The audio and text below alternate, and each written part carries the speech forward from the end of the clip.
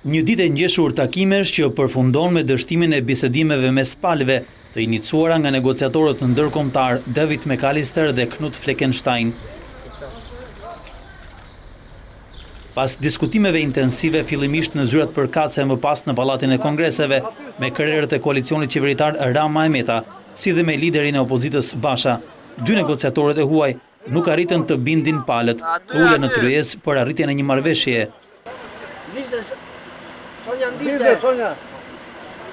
Në deklaratën e shpërndarë për mediat në orët e vona, theksohet se palëve ju propozuan disa pika që mund të sillnin kompromisin.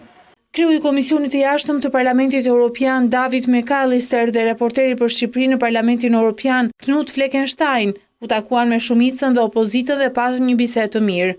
2 eurodeputetët prezantuan propozimet për të ecur përpara, ku përfshihen çështjet e dekriminalizimit, luftës kundër lëndëve narkotike, masa teknike për përmirësimin e administrimit të zgjedhjeve dhe masat për ndërtimin e besimit politik. Ata gjithashtu propozuan ide për diskutimin për datën e zgjedhjeve dhe ndryshimeve të mundshme parazgjedhore të strukturave qeveritare për të patur një besim afatgjat tek sistemi. Nga majoranca, pati dakordsi për pikat e parashikuara, nëse vetingu miratohet në parlament. Partia Demokratike ju përmbajt qëndrimit për caktimin e një kryeministri teknik dhe për miratimin e një sistemi votimi elektronik në të mirë të zgjedhjeve të lira dhe të ndershme.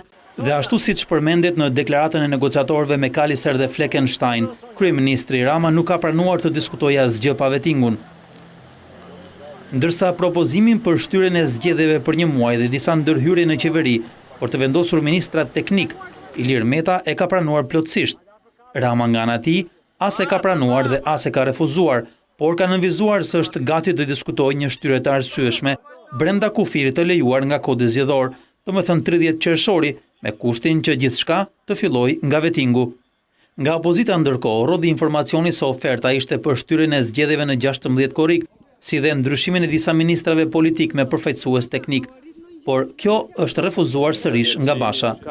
Nuk kanë nisur negociata, Negociatat e vështira nisën me takimin që kreu i Komisionit të Jashtëm të Parlamentit Evropian, David McAllister, dhe raporteri për Shqipërinë Fleckenstein, patën me kryeministrin Rama dhe kryetarin e Kuvendit Meta, më pas negociatorët qëndruan për afër 90 minuta në zyrën e Bashës. Pak më vonë, takimet u zhvendosën në Pallatin e Kongreseve, ku realizuan takime të ndara sipas ofertës së bërpalëve. Basha doli i pari me qëndrimin për të mos hequr dorë nga qeveria teknike. Edhe Rama e Meta që ishin takuar ndërkohë me raporterin Fleckenstein, dy negociatorët dolën të fundit, ndërsa Basha, pasi iku nga Pallati i Kongreseve, takoi në zyrën e tij ish kryeministrin Sali Berisha. Negociata, jemi në proces të takimeve dhe të bisedimeve me ndërmjetësit.